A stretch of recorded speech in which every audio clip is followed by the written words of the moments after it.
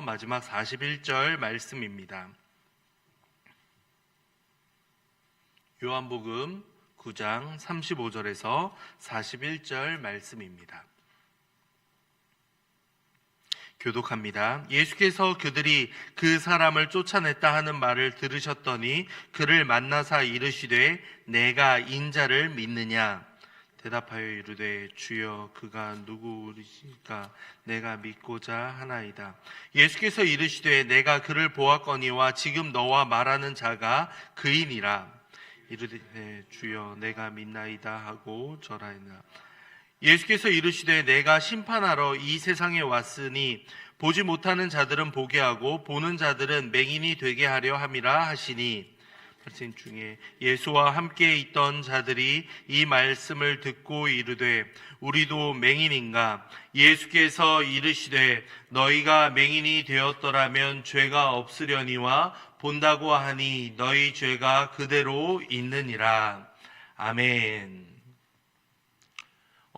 요한복음 9장에서는 맹인이었던 사람이 눈을 뜨게 되는 기적과 이로 인하여서 이제 맹인이 유대인들에게 잡혀가 신문을 받는 장면, 그리고 부모가 신문을 받고 다시 맹인이 신문을 받은 다음에 이제 유대인들로부터 이제 추방당하다시피 하는 장면을 만나게 됩니다.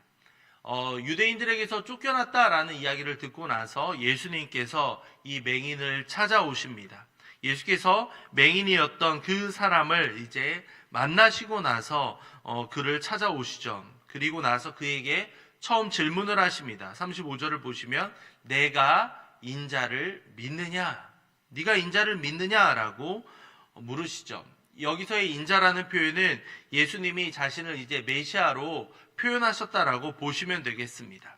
이에 대해 예수님을 향하여 주여라고 말을 하지만 누구인가에 대해서는 명확히 알지 못하는 맹인의 모습을 볼 수 있죠. 36절을 보시기 바랍니다. 36절입니다.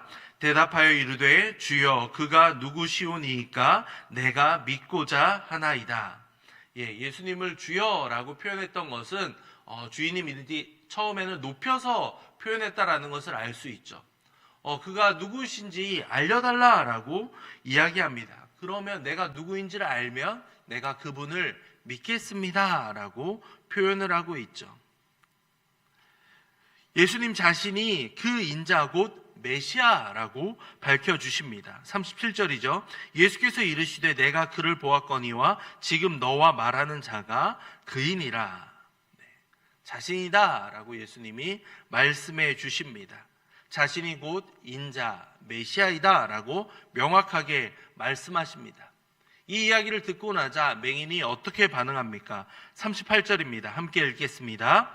이르되 주여 내가 믿나이다 하고 절하는지라. 아멘. 자신에게 기적이 일어났고 이분이 하나님께서 보내신 자인 것까지는 맹인이 알았습니다. 그런데 이분이 누구인지 명확하게는 알 수 없었던 것이죠. 어제 보았던 것처럼 선지자 중에 한 사람 정도가 아닌가, 하나님께서 그분의 뜻에 맞게 세워주신 분이 아닌가 정도로 맹인은 생각하고 있던 겁니다. 그런데 예수님이 바로 내가 메시아이다, 바로 그이다 라고 명확히 이야기하자 맹인은 어떻게 반응하고 있습니까? 주님으로 고백하며 절하고 있습니다. 여기서 절하다라는 표현은 여러분이 잘 알고 계시는 그 워십, 예배하다라는 표현입니다. 이제 시력을 회복한 맹인이었던 사람이 예수님을 메시아로 고백하며 그분 앞에서 예배드리고 있는 모습을 우리는 만날 수 있습니다. 이 예배하다라는 표현은 바로 하나님을 예배하는 것을 가리키며 이 맹인이었던 사람이 예수님을 주님으로 고백하며 그분이 바로 하나님이십니다. 하나님입니다. 하나님의 아들이십니다. 라는 것을 명확하게 알려주는 대목이라 할 수 있습니다. 오직 하나님께만 우리가 예배할 수 있기에 이 맹인의 표현이 바로 이러한 신앙을 밑거름으로 두고 행한 모습이라고 볼 수 있겠습니다. 자, 이 맹인의 모습을 보면서 우리는 무엇을 알게 됩니까? 예수님을 만나며 하나님을 인격적으로 경험한 사람은 자연스럽게 그분 앞에 예배할 수 있게 된다라는 것을 분명히 알게 됩니다. 이 당시의 모습은 이렇게 절을 하면서 예배를 했다면 우리가 할 수 있는 가장 경건하고 가장 마음을 다하는 모습으로 우리는 하나님께 예배하며 나아갈 수 있게 되는 겁니다. 이어지는 말씀을 통해서는 예수님께서 이 땅 가운데 오신 목적을 말씀하고 계시죠. 39절입니다. 내가 심판하러 이 세상에 왔으니 보지 못하는 자들은 보게 하고 보는 자들은 맹인이 되게 하려 함이라 하시니 라고 말씀하고 있습니다. 자신이 심판을 내리기 위해 오셨다라고 말씀을 하시죠. 그러한 것은 무엇을 말해주고 있습니까? 예수님의 구원의 복음을 받아들이는 사람들은 구원에 이르게 되지만 끝까지 이것을 거부하며 거절하는 자들은 반드시 심판에 이른다라는 것을 명확하게 말씀하시는 겁니다. 심판과 구원에 대해서 이야기하시면서 예수님께서는 더 분명한 이야기를 하시죠. 영적인 시력을 가진 사람은 예수님을 만나고 그분을 고백하며 그분 가운데에서 살아가게 되지만 반면에 그분을 거부하는 사람들은 무엇이라고 이야기합니까? 육체적으로는 눈을 뜨고 있지만 영적으로는 맹인과 같다라고 말씀을 하십니다. 육체적으로는 아무런 이상이 없습니다. 볼 수 있고 자신이 경험할 수 있습니다. 하지만 영적으로는 완전히 깜깜하여서 그분을 보면서도 깨닫지 못하는 어리석음을 저지르게 된다는 겁니다. 이러한 이들에게는 예수님께서 반드시 심판이 임한다라고 말씀하십니다. 영적으로 맹인인 사람은 반드시 심판을 받게 된다라고 분명히 말씀하시죠. 이어서 예수님이 이 세상에 오신 목적이 요한복음에 다양하게 나오는 것을 우리는 알 수 있습니다. 양에게 풍성한 생명을 주시기 위해 오셨다라고 10장에는 나오고요. 또한 그를 믿는 자들이 어두움에 다니지 않고 구원을 얻게 하신다라고 12장에서는 말씀하고 있습니다.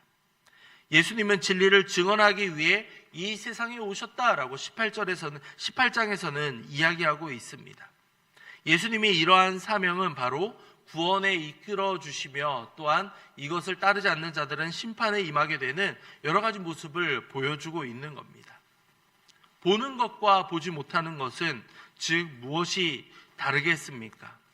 이것은 바로 보는 이들만이, 영적으로 깨어서 주님을 보는 이들만이 하나님의 구원에 이를 수 있으며 하나님의 선물을 경험하게 된다라고 말씀하고 있습니다.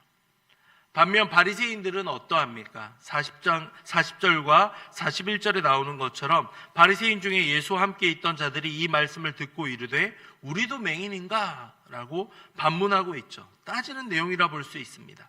자신들은 볼 수 있는데 왜 우리를 향하여서 맹인이라고 이야기합니까? 라고 이야기하는 겁니다. 예수님은 그들을 향해서 너희들에게 무엇이 있다고 말씀합니까? 죄가 그대로 있다라고 말씀합니다. 41절을 보시기 바랍니다. 함께 읽겠습니다. 예수께서 이르시되 너희가 맹인이 되었더라면 죄가 없으려니와 본다고 하니 너희 죄가 그대로 있느니라. 아멘. 자신의 영적인 무지를 자각하고 비치신 예수님께 나온다면 그들은 영적인 눈을 뜬 사람인 겁니다. 하지만 바리새인들은 어떠합니까? 자신들은 영적인 눈이 떠 있습니다. 우리는 영적으로도 맹인이 아닙니다. 육적으로나 영적으로나 다 맹인이 아닙니다. 라고 이야기하는 이들을 향하여서 예수님께서는 너희들이 받아들이지 않기 때문에 결국에는 영적인 맹인이며 심판에 이르게 된다라고 명확히 이야기하십니다. 입술로는 자신들이 하나님을 믿고 따릅니다라고 이야기하지만 영적으로는 아직도 어두운 가운데 머물러 있으며 그들이 스스로 심판의 길로 걸어가는 것과 같다라고 예수님은 말씀하시는 겁니다. 이를 통해 우리는 무엇을 알 수 있게 됩니까? 예수님을 만난 사람은 반드시 주님께 예배할 수밖에 없다라는 사실을 알게 됩니다. 예수님이 참 하나님이시며 하나님의 아들로 이 땅 가운데 임하셨고 그분의 희생과 사랑을 경험한 이들이라면 반드시 믿을 수밖에 없고 믿는 이들은 예배할 수밖에 없는 겁니다. 우리가 누구를 예배하고 있는지, 그분이 우리를 위해서 무엇을 행하셨는가를 우리는 묵상할 수 있어야 되겠습니다. 그렇게 우리는 믿는 자들은 즉 영적으로 눈을 뜬 사람이다 라는 것을 우리는 알게 됩니다. 빛이신 예수님만이 우리의 감겨져 있던 눈을 열어준다라는 것을 우리는 알 수 있습니다. 우리의 영적인 가난함과 영적인 무지를 깨닫고 오직 빛이신 예수님을 바라보며 나아갈 때 우리의 눈이 떠질 수 있다라는 겁니다. 믿음의 눈이 있어야 우리의 영적인 무지함과 어두움을 깨달을 수 있다라고 분명히 말씀합니다. 빛이신 예수님, 그분을 여러분들은 만나셨습니까? 그렇다면 우리의 눈이 떠지는 기적이 우리 안에 이미 일어났음을 우리는 알아야 되겠습니다. 그렇게 우리 믿는 자들은 심판으로부터 벗어나 구원에 이르는 놀라운 일을 앞으로 경험하게 되는 겁니다.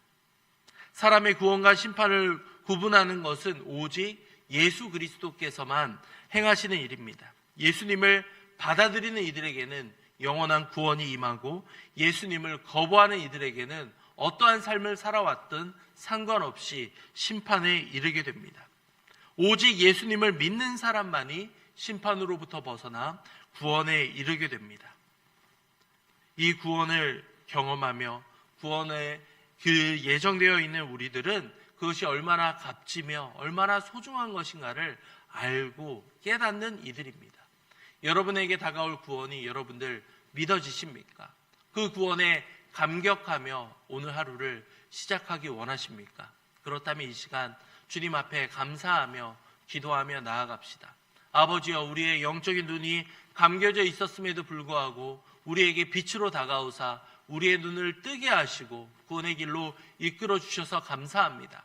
그 은혜에 매 순간 감격하며 살아갈 수 있도록 아버지 인도해 주시옵소서. 함께 기도하도록 하겠습니다. 이어서 우리 주변에 아직까지 영적인 눈이 감겨져서 예수님을 만나지 못하고 방황하는 영혼들이 있습니다. 아버지여, 그들에게 구원의 기쁨이 전달될 수 있도록 우리를 사용해 주시옵소서. 우리를 통하여 구원의 빛이 그들에게 전달될 수 있도록 아버지 인도해 주시옵소서. 함께 기도하도록 하겠습니다. 이어서 교회와 담임 목사님을 위해 기도할 때 다음 주부터 시작되는 화요 전도팀을 위해서 함께 기도해 주시기 바랍니다. 이 전도팀을 통하여서 주님 복음이 전파될 수 있도록 이 주변 이웃들이 예수 그리스도를 만날 수 있도록 우리 교회를 통하여서 주님의 생명이 전파될 수 있도록 아버지 인도해 주시옵소서. 함께 기도하도록 하겠습니다. 주일에 있을 중고등부 개강 부흥회를 위해서도 함께 기도해 주시기 바랍니다. 우리 다음 세대가 주님을 예배하며 나아갈 때 주님께서 영광 받아 주시며 우리 다음 세대가 새 학기를 맞이하는데 이 시간 가운데에도 하나님 주님, 우리 다음 세대가 좋은 선생님과 좋은 친구들을 만나 새로운 학년, 새로운 학기 가운데에서 잘 임할 수 있도록 주님께서 도와주시옵소서. 함께 기도해 주시기 바랍니다. 교회 학교 리모델링 공사도 은혜 가운데 잘 마무리될 수 있도록